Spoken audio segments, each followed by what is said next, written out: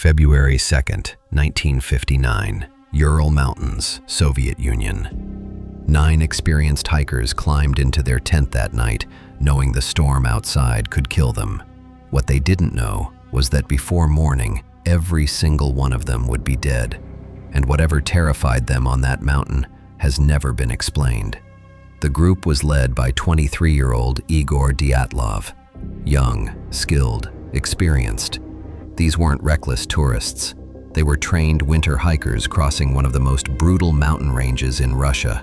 They pitched their tent high on the snowy slope of a place locals called Dead Mountain. That night, something happened.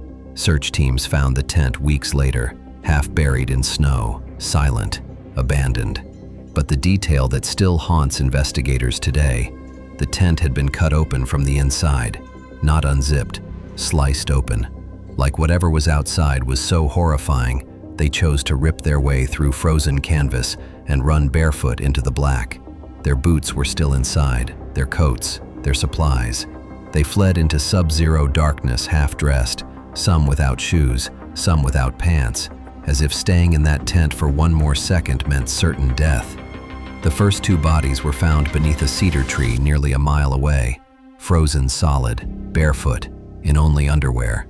Their hands were shredded to the bone, skin torn away, as if they had desperately tried to climb the tree to escape something below. Branches were broken nearly 15 feet high.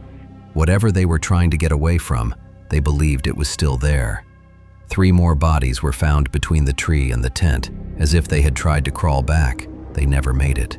Then, months later, the final 4 were discovered buried deep under the snow, and that's when the horror became something else. One woman, Lyudmila Dubinina, was missing her tongue. Her eyes were gone. Part of her lips had been removed. Another hiker had a crushed skull. 2 had chest fractures so violent, investigators said it looked like they'd been hit by a car, except there were no cars, no signs of struggle, no broken skin, just bones shattered from the inside. And then came the detail no one could explain. Some of their clothing tested positive for radiation. No footprints from strangers were ever found. No animal tracks, no evidence of attack.